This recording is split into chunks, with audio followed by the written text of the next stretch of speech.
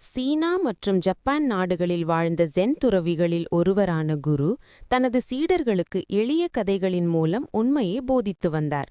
ஒருநாள் அவர் இன்பமும் துன்பமும் இரவும் பகலும் போல மாறிவரும் என்று சொல்லி, இருள் நீங்கி ஒளி வந்தது என்பதை எப்போது உணருவீர்கள் என்று கேட்டார்.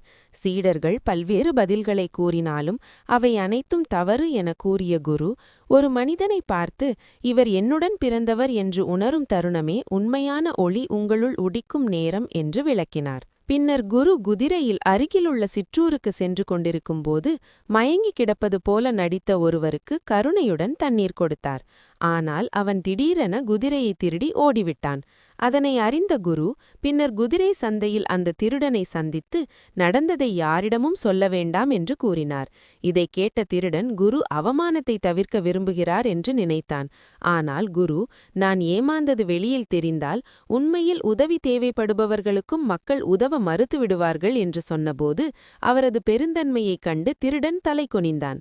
இந்த கதையின் மூலம் ஒரு தவறான செயல் கூட மனிதர்களின் உதவி சிந்தனையை பாதிக்கக்கூடும் என்பதை அறிய முடிகிறது.